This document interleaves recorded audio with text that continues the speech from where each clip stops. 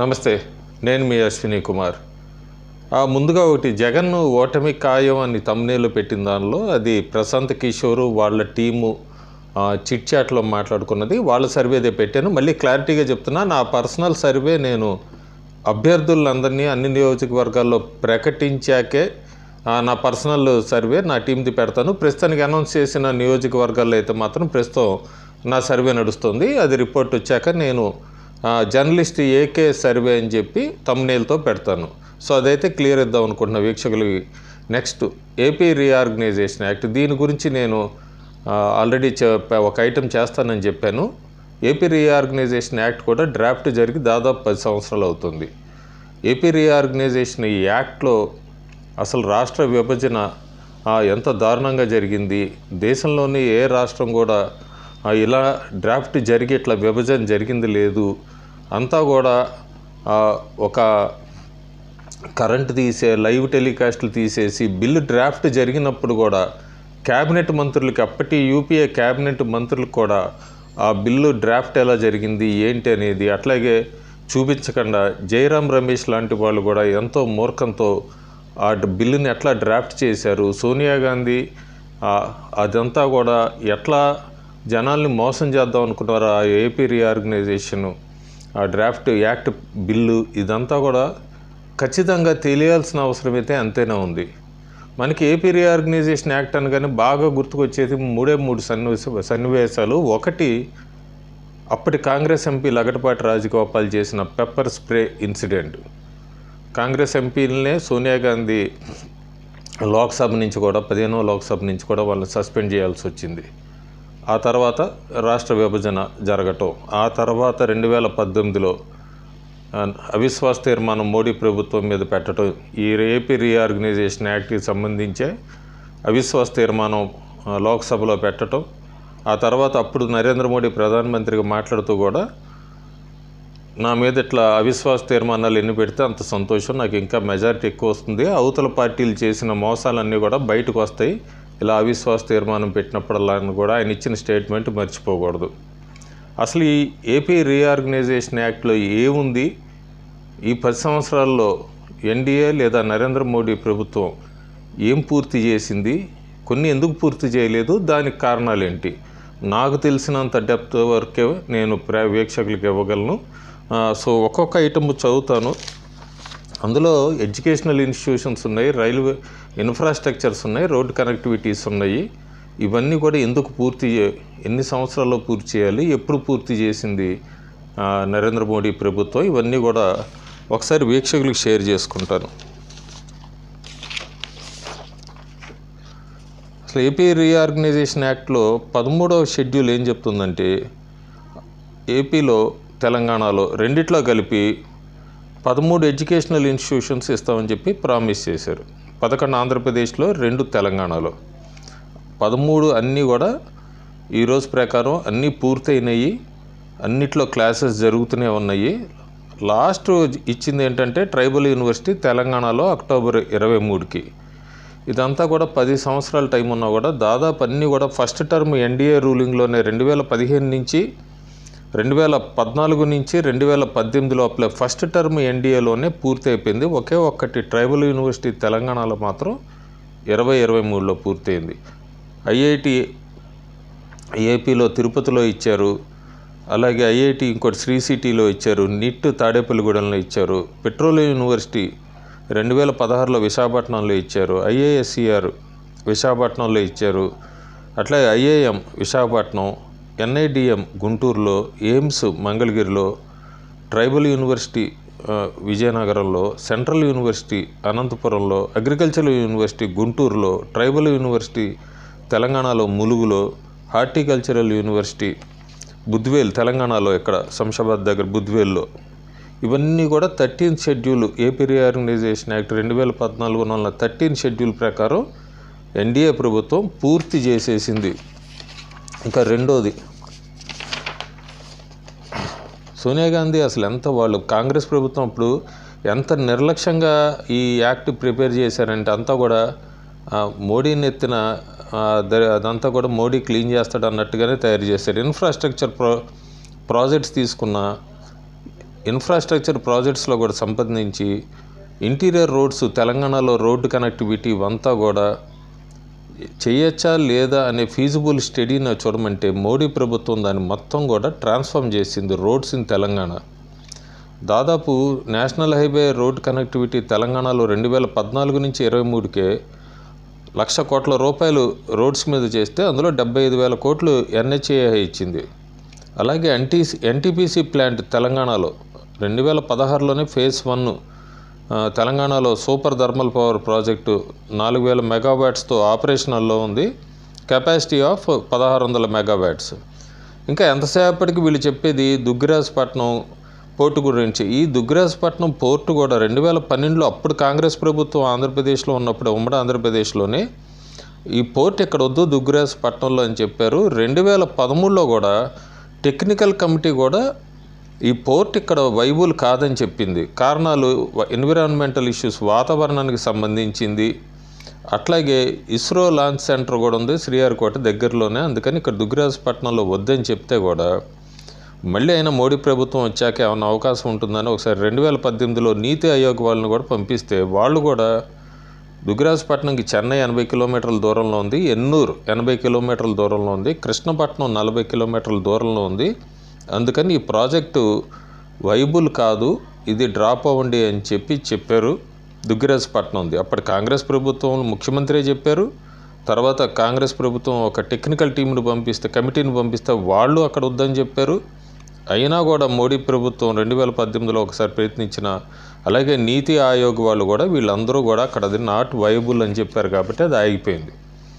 ఇంకా మూడోది 13th schedule AP reorganisation యాక్ట్లో ఈ కాంగ్రెస్ ప్రభుత్వం డ్రాఫ్ట్ బిల్ అంతా కూడా ఏంటంటే చాలా చోట్ల ఫీజిబుల్ స్టడీస్ చేయండి, రాబోయే 5 సంవత్సరాలు ఫీజిబుల్ అంటే అవకాశం ఉందా లేదా ఆ స్టడీస్ అనే పెట్టింది బిల్లో. కానీ మోడీ ప్రభుత్వం అన్నీ కూడా ఫీజిబుల్ అనే కాకుండా ఫీజిబుల్ స్టడీ చేసింది, అంతేకాకుండా ఆచరణలోకి తీసుకొచ్చింది. Rail and road connectivity between Vijayawada and Hyderabad feasible study పూర్తి చేసింది. ఆల్రెడీ ఇప్పటికే గుడ్ కనెక్టివిటీ ఉంది, రోడ్లు ఎక్స్పాన్షన్ అవుతున్నాయి. ఇది కాక వందే భారత్ రైళ్ళు ఇవన్నీ కూడా కనెక్టివిటీ హైదరాబాద్కి విజయవాడకి చేశారు. ఇంకా next expanding existing Vizag, Tirupati and Vijayawada airports, ఈ 3 ఎయిర్పోర్ట్స్ని కూడా ఎక్స్పాన్షన్స్ అయినాయి. ఇంటర్నేషనల్ ఎయిర్పోర్ట్స్ కూడా చేశారు, ఫీజిబిలిటీ కూడా చేశారు. ఇది కాకుండా ఈ యాక్ట్లో లేనివి కూడా ఇంకా మోడీ ప్రభుత్వం 3 న్యూ గ్రీన్ఫీల్డ్ ఎయిర్పోర్ట్స్ ఇచ్చారు అప్రూవల్. అంతేకాకుండా ఒక కొత్త ఎయిర్పోర్ట్ని ఓడానికి యాడ్ చేశారు, ఒక కొత్త ఎయిర్పోర్ట్ని ఇంకొకటి ఎక్స్పాండ్ కూడా చేస్తున్నారు. ఇదంతా కూడా ఏపీ రీఆర్గనైజేషన్ యాక్ట్లో లేనివి ఉన్నవి పూర్తి చేసి ఇంకా ఇవి ఎడిషన్. రైల్వే జోన్ గురించి railway zone in Vizag feasible study చేశారు.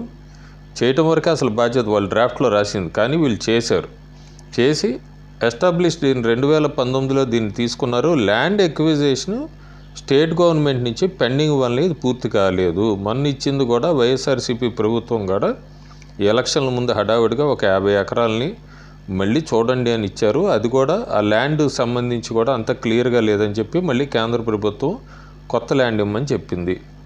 Next Vizag Chennai industrial corridor feasible study conduct చేశారు, వర్క్ నడుస్తోంది. ఇంకా మోర్ ల్యాండ్ కావాలని అడిగింది కేంద్ర ప్రభుత్వం, ఎక్కువ భూమి కావాలని ఉంది. ఏపీ గవర్నమెంట్ నుంచే ఇది పెండింగ్లో ఉంది. తెలంగాణలో స్టీల్ ప్లాంట్ ఖమ్మంలో ఫీజిబుల్ స్టడీ చేశారు. ఆ ఫీజిబుల్ స్టడీలో ఏమొచ్చిందంటే ఖమ్మంలో వద్దు, ఇంకేమన్నా ఆల్టర్నేట్ సైట్ ఇవ్వండి, ఖమ్మంలో పెట్టకూడదు. నేను ఇంకొక ఐటెం పెట్టాను అంతకుముందే, ఖమ్మంలో బయ్యారం గురించి కూడా ఒక ఐటెం పెట్టాను. బీఆర్ఎస్ ప్రభుత్వం మీద కూడా వాళ్ళు ఎంత నిర్లక్ష్యంగా ప్రవర్తించారు, భూమి ఎందుకు ఇవ్వలేదు అనేది కూడా అది ఎండ్ స్క్రీన్లో పెడతాను. ఇప్పుడు స్టీల్ ప్లాంట్ అట్ ఖమ్మంలో ఫీజిబిలిటీ స్టడీ చేశారు, ఆల్టర్నేట్ సైట్ ఇమ్మన్నారు. ఇప్పటికీ కూడా తెలంగాణ ప్రభుత్వం దానికి ఆల్టర్నేట్ సైట్ ఇవ్వలేదు. Kadapa steel plant feasible study చేశారు, రిపోర్ట్ కూడా ఇచ్చారు. కడపలో అవకాశం లేదని చెప్పారు. ఆల్టర్నేట్ సైట్ కూడా ఇప్పటిదాకా రాష్ట్ర ప్రభుత్వం ఇవ్వలేదు ఆంధ్రప్రదేశ్కి సంబంధించి.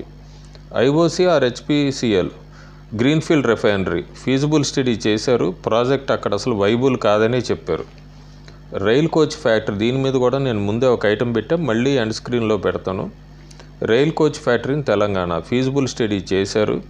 అక్కడ అసలు అవకాశం సాధ్యం కాదని కూడా చెప్పింది కేంద్ర ప్రభుత్వం. ఎందుకు అనేది కారణాలు నేను ఒక ఐటెం చేశాను, అది ఎండ్ స్క్రీన్లో పెడతా. వైజాగ్ విజయవాడ మెట్రో రైలు ఫిజిబుల్ స్టడీ చేశారు. ఇప్పటిదాకా స్టేట్ గవర్నమెంట్, అంతకుముందు ఉన్న తెలుగుదేశం పార్టీ, ఇప్పుడున్న వైఎస్ఆర్సీపీ ఇద్దరు కూడా దీనికి సంబంధించిన డిపిఆర్లు అనేది ఇప్పటివరకు ఇవ్వలేదు.